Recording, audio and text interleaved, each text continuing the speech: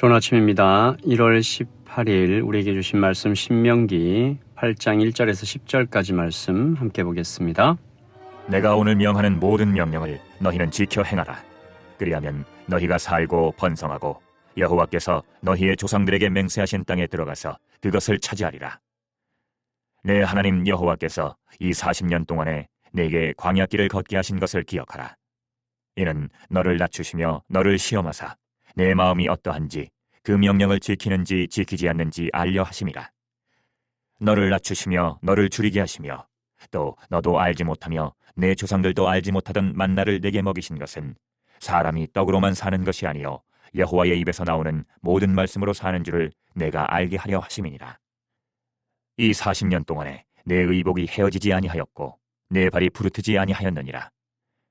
너는 사람이 그 아들을 징계함같이 내 하나님 여호와께서 너를 징계하시는 줄 마음에 생각하고 내 하나님 여호와의 명령을 지켜 그의 길을 따라가며 그를 경외할지니라. 내 하나님 여호와께서 너를 아름다운 땅에 이르게 하시나니 그곳은 골짜기든지 산지든지 시내와 분천과 샘이 흐르고 밀과 보리의 소산지요 포도와 무화과와 석류와 감람나무와 꿀의 소산지라. 내가 먹을 것에 모자람이 없고 내게 아무 부족함이 없는 땅이며 그 땅의 돌은 철이요 산에서는 동을 캘 것이라. 내가 먹어서 배부르고 내 하나님 여호와께서 옥토를 내게 주셨으므로 말미암아 그를 찬송하리라. 아멘.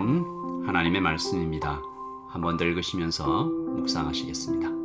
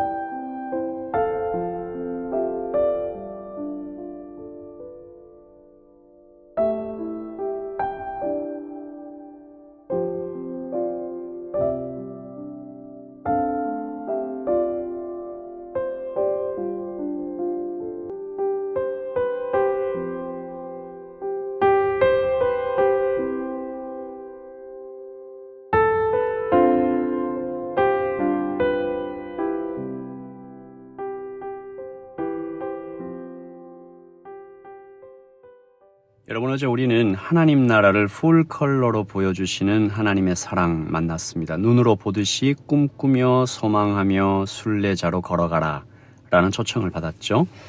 그날이 오기를 열망하며 살아가는 이 순례자의 삶이 오늘이 좀 힘들고 지칠 수 있지만 소망이 우리를 움직여가는 것이죠. 소풍 가기 전날 아주 개운하게 일찍 일어나 본 경험이 다 있으실 것입니다. 소망은 그렇게 우리를 새롭게 하고 힘차게 일어나도록 도와주는 것이죠. 오늘 모세는 순례자를 움직이는 또 하나의 동력을 말하고 있는데요. 아이러니하게도 고난입니다. 어제는 소망이었는데 왜 다시 고난일까? 멋지고 아름다운 하나님의 나라를 소망하며 걸어가면 그뿐 아닌가? 왜 고난이 필요한가? 이 두 가지 이유를 얘기하시죠. 첫째, 믿음의 단련 때문이다. 2절입니다.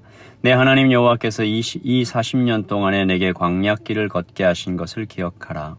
이는 너를 낮추시며 너를 시험하사 내 마음이 어떠한지 그 명령을 지키는지 지키지 않는지 알려 하심이라.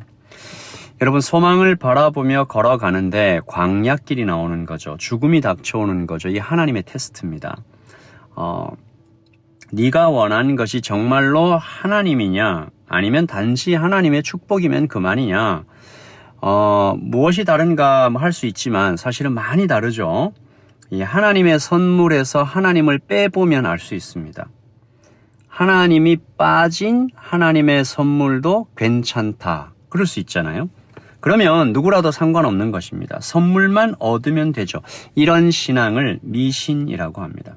열려라 참깨처럼 정해진 어떤 주문을 외우면 밴딩 머신처럼 자동 판매기처럼 그냥 결과를 얻는 거죠. 이 선물을 누가 주는지, 주시는 그분은 어떤 존재인지 사실은 별로 관심이 없는 것입니다. 그러나 하나님은 우리와 대화하기 원하십니다. 관계를 맺어가길 원하시죠. 그것이 생명이기 때문이죠. 그래서 고난은 역설적으로 필수적입니다. 여호와는 나의 목자시니 내게 부족함이 없으리로다. 거꾸로 얘기하면 정말로 하나님 한 분만으로 만족하냐라고 묻는 질문이죠. 하나님은 그렇게 될 때까지 나를 흔드시고 태우시고 매우 이렇게 두드리셔서 불순물을 제거하듯이 그렇게 담금질 하시는 것이죠. 그것이 궁극적으로 복이 되기 때문입니다. 이것을 우리가 믿고 나아가는 거죠. 둘째, 본질의 확인입니다. 3절입니다.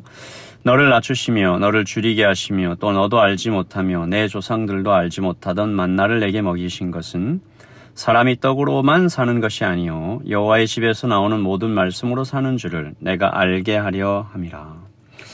여러분, 세상을 움직이는 힘이 보이는 어떤 것에 있지 않고 보이지 않는 하나님을 깨닫기 위해 성도의 삶에서 고난은 필수적이다. 사람이 떡으로만 사는 것이 아니요 여호와 입에서 나오는 모든 말씀으로 사느니라. 이것을 깨닫기 위해서 하나님은 가끔 떡을 없애십니다. 떡을 제거하십니다. 또 혹은 떡을 제한하십니다. 그러면 알게 되죠. 내가 정말로 원하는 것이 떡이었는지, 그리고 떡이 없으면 죽을 줄 알았는데 사실 아니었다. 나를 진정으로 살아가게 하는 것은 하나님의 말씀이었다라는 것을 알게 되죠. 그런 의미에서 고난은 유익합니다. 하지만 하나님은 고난만 주시고 멀리 계신 분은 아니죠. 고난을 이겨낼 능력과 위로, 이것을 주시지만 무엇보다 가장 큰 것은 하나님의 임재일 것입니다. 하나님 함께 하시는 것이죠. 임마누엘. 4절입니다. 이 40년 동안에 내 의복이 헤어지지 아니하였고 내 발이 부르트지 아니하였느니라. 좋은 옷 주셨다라는 얘기 아니죠. 발을 막 무슨 무적의 발 만들어 주셨다는 얘기가 아닙니다. 그 옷이 낡아지지 않고 그 발이 부르트지 않으려면 하나님께서 계속 함께 하셔야 된다는 거죠. 특별한 옷을 주신 것이 아닙니다. 하나님께서는 일상에 임하셔서 지속적으로 기적을 베풀어 주신 것이죠. 하나님은 그러므로 고난에 밀어넣고 그저 지켜보시는 분이 아니라 임마누엘 함께 하시며 하나님과 나를 묶어서 스스로 공동 운명체가 되는 것을 선택하셨습니다. 이 땅에서 이런 관계를 핏줄이라고 얘기하죠. 천륜이라고 합니다. 부모는 사랑하기 때문에 징계하고 그 징계를 오히려 더 아파하면서 곁에서 돕는 어떤 그런 그림이죠. 하나님께서 바로 그렇게 하신다라고 말합니다. 5절이죠. 너는 사람이 그 아들을 징계함 같이 내 하나님 여호와께서 너를 징계하시는 줄 마음에 생각하라. 그러므로 하나님 안에서 고난은 벌 받는 것이 아닙니다. 징계가 아니죠.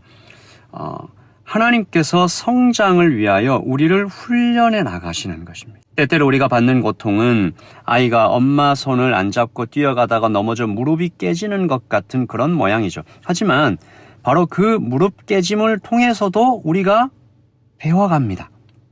그러므로 오늘 우리의 삶에 버릴 것이 정말 없어요.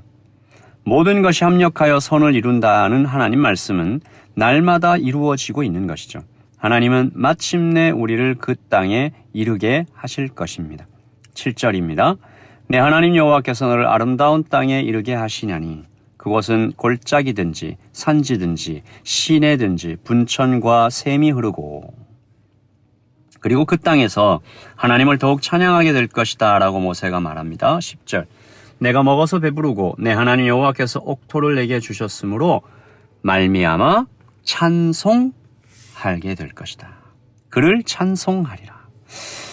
하나님께서 그렇게 우리를 자라게 하시고 강하게 하시고 어제는 사랑으로 오늘은 또 고난으로 그러므로 언제나 잊지 말아야 할 것은 그 모든 순간에 하나님께서 우리와 함께 계신다라는 사실이죠. 하나님은 우리와 핏줄입니다. 천륜입니다. 묶여 계십니다. 함께 가십니다. 여러분 우리의 삶 가운데 내가 이거 너무 고난이다 라고 생각하는 순간들이 있죠. 그러나 그 모든 순간들을 통해서 하나님 우리를 훈련하시고 단단하게 하시고 성장케 하시고 더 큰 그릇이 되게 하신다는 것을 믿고 담대하게 그 길을 또 걸어가는 오늘이 되면 좋겠습니다. 하나님 아버지께서 마침내 10절 말씀 내 하나님 여호와께서 옥토를 내게 주셨으므로 그를 찬송하게 되리라. 우리가 그날을 바라보면서 걸어가십시다. 기도하겠습니다. 하나님 아버지 감사합니다. 오늘도 우리를 살아가게 하십니다.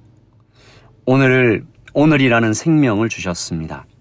때때로 고난을 겪습니다. 하나님 그러나 유익인 줄 알게 하여 주시옵소서. 하나님 그 고난을 통해서 내게 불순물들이 다 떨어져 나가게 하시고 오직 하나님의 말씀이 오히려 생명인 것을 알아가는 성숙한 우리가 되게 하여 주시옵소서.